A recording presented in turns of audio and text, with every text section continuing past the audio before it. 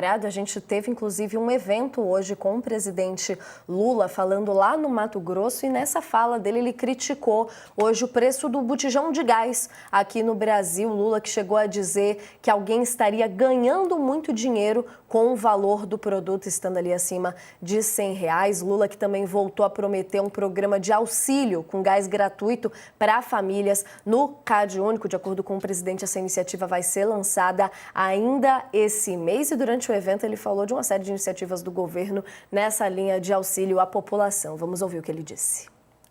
Você sabe quanto sai o botijão de gás GLP da Petrobras?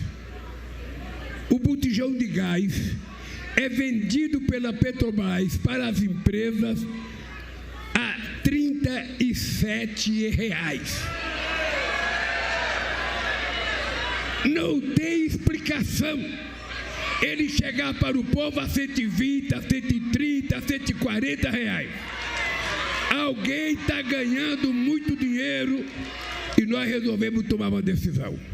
Nós vamos fazer com que o gás chegue bem mais barato para todas as famílias que estão no CadÚnico. Essa não é a primeira vez, né, Lei, que o presidente reclama do preço ali de algum produto. Você que acompanhou bastante também a questão do preço do ovo, ele chegou a dizer que o governo estava trabalhando ali para descobrir quem que era o pilantra que teria provocado o aumento dos valores ali naquele momento, dizendo que não tinha uma justificativa para essa elevação. Queria primeiro aqui, antes da gente destrinchar esse evento do presidente Lula, ouvir agora sobre essa fala relacionada ao preço do botijão de gás, dizendo que alguém estaria ganhando muito dinheiro com o valor do produto como está agora? É exatamente a mesma frase, mesmo tipo de colocação que ele fez em relação ao ovo, exatamente isso. E é um movimento que tem sido feito desde a entrada do Sidônio no cargo de secretário de Comunicação Social, né? Então, desde que o Sidônio foi lá para o Palácio do Planalto, que virou conselheiro marqueteiro ali do Lula na comunicação social, o Lula tem começado a verbalizar para todo mundo, em público, verbalizar em público esse tipo de ilação, esse tipo de colocação, tipo, alguém tá ganhando dinheiro com isso daqui, por isso que a inflação tá desse jeito. No fim das contas, o que a gente sabe é os preços dos alimentos, do botijão de gás e de tudo no Brasil estão em patamares muito altos. O quanto o governo pode atuar para fazer isso mudar, eu não sei, mas também ficar culpando pessoas, instituições, entidades, culpar alguém, jogar a culpa para o outro, porque alguém está ganhando muito dinheiro, sempre vai ter alguém ganhando dinheiro com qualquer coisa, né? Mas ainda também não me parece a melhor resposta do governo federal. Inclusive, eu lembrei de uma reportagem do Júlio Viziac na Folha de São Paulo, acho que tem mais ou menos um mês, que ele escreveu uma coisa muito curiosa, que vai contra isso que o Lula estava colocando, que as distribuidoras de gás estavam reclamando que a Petrobras estava fazendo um segundo tipo de leilão, estava reduzindo a oferta de compra, fazendo um outro tipo de leilão com preços mais altos. Ou seja, em resumo, era as distribuidoras acusando, é uma acusação em off, sem ter o nome dos empresários que estavam falando isso. Mas que Júlio conversou com esses empresários e que eles falavam, olha, a Petrobras, ela está ofertando menos e está abrindo um segundo leilão ali, cobrando mais. Então, hoje em dia, a gente está pagando mais para a Petrobras do que a gente pagava antes. E é por isso que está caro o preço do gás. Então, são duas histórias completamente opostas, que é o Lula dizendo, a Petrobras está com um preço baixo e a distribuidora está ganhando muito dinheiro, alguém está ganhando muito dinheiro, e as distribuidoras falando, não, Petrobras, a gente está pagando mais para a Petrobras. Eu acho que tem muita coisa aí que tem que ir para além do falatório, para a gente conseguir entender de fato o que está acontecendo com os preços no Brasil, Natália. Com certeza. Aí a gente consultando no site da Petrobras, inclusive, a gente tem um registro ali do preço médio do botijão no Brasil. Nesse período agora, do começo de maio, foi na faixa dos R$108, R$108,81. Uma fatia ali disso, 31,9%, na cerca de R$34. Ficou com a estatal. A maior parcela de R$56 é dos distribuidores e revendedores. Leo, queria nessa linha, a gente que citou aqui a questão do ovo, falou do gás, sociais, mas queria também colocar nessa conta a discussão em torno da energia elétrica. Nessa semana a gente viu o presidente também ampliando, de certa forma, benefícios na questão da tarifa da energia, uma nova tarifa social ali também para um grupo específico de brasileiros. Como que a gente pode juntar nesse pacote as iniciativas do governo nesse sentido, principalmente a gente falando também de questões de popularidade, né, Lê? A gente que vê o governo passando, de certa forma, sempre que começa a recuperar na popularidade vem alguma crise. A gente viu isso com a história do Pix, aí começou a melhorar, veio a crise das fraudes no INSS. Como que a gente está vendo essa movimentação agora nessa linha de benefícios sociais? Vai dar fruto suficiente para o governo também nesse lado da popularidade, para além, é claro, da importância dos programas do governo de assistência, né? O governo vai ter que trabalhar muito durante 1 ano e meio, exatamente 1 ano e meio agora para a eleição, né, no ano que vem. E o Lula vai fazer o possível e o impossível para conseguir deixar alguma marca em relação a esse governo Lula 3. Essa questão da energia, particularmente, eu acho que ela ainda está muito confusa, porque no dia que teve o lançamento dessa série de medidas, eu estava lá no Ministério de Minas e Energia, participei da coletiva de imprensa, foi uma coisa assim, acho que 3 horas do ministro Alexandre Silveira falando, ele e os técnicos explicando. Estava tudo muito confuso ali. Algumas das coisas que eles anunciaram naquele dia já foram alteradas depois, porque era claramente assim, uma conta que não ia fechar. Coisas técnicas que depois o mercado começou a falar, bom, isso daqui não vai dar certo e tal. Então ainda é um universo muito complexo que ainda não está 100% claro como que isso vai... a partir de que momento que isso vai ser efetivado e quem que vai pagar essa conta? Porque quando você dá um subsídio, você está tirando a cobrança de um imposto de um pessoal, né, do pessoal com menos dinheiro, com mais baixa renda, só que alguém vai ter que pagar essa diferença. Então, essa operação toda, se ela recair sobre o bolso da classe média para pagar, aí eu acho que o governo, não sei, talvez afunda de vez.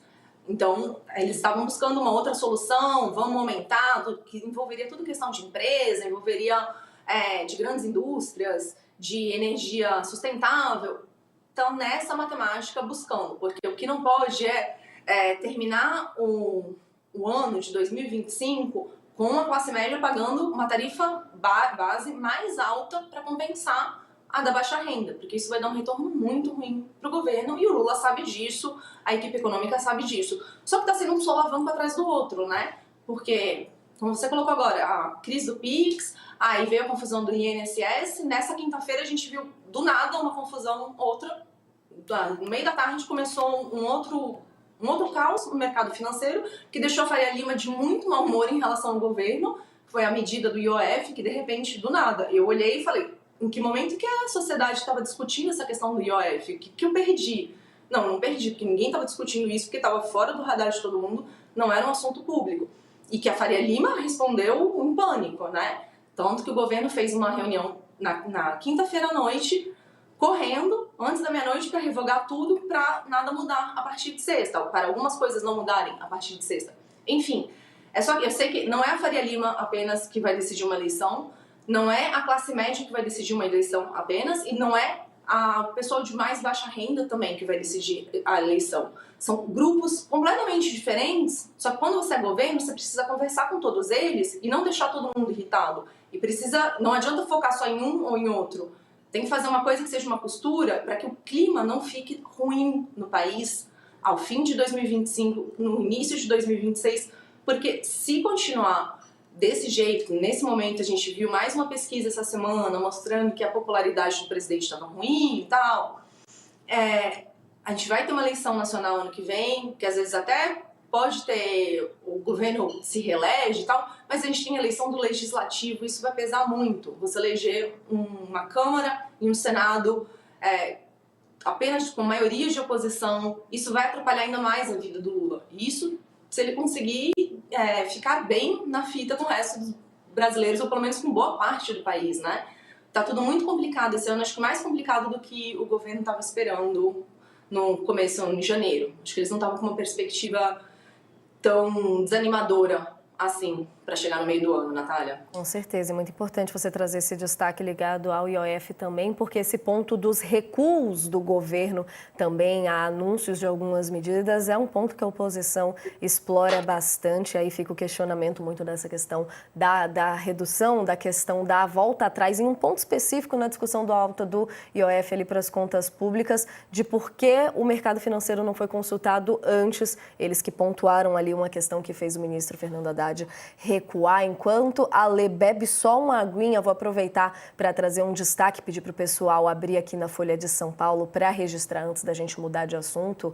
É um destaque importante da Folha de São Paulo, ainda sobre a fala do presidente Lula sobre o botijão de gás, das distribuidoras acusando os leilões da Petrobras de puxarem essa alta no gás de cozinha. Uma análise importante aqui trazida pelo pessoal da painel da Folha de São Paulo, de que o presidente Lula está culpando os distribuidores pelo aumento do gás de cozinha, só que as empresas afirmam que é a Petrobras a grande vilã dessa alta. A empresa, uma vez, é claro, nega. Sob a condição de anonimato, distribuidores reportaram aos colegas da Folha de São Paulo que desde novembro do ano passado a estatal passou a reduzir a quantidade de gás normalmente vendida a cada grupo. E, ao mesmo tempo, instituiu leilões para que todas as concorrentes pudessem adquirir a diferença cortada por um preço que, segundo documentos obtidos pela coluna, chega a ser de 60% mais elevados. Nos bastidores, a reclamação é generalizada. Elas afirmam estarem sendo obrigadas a participar de um leilão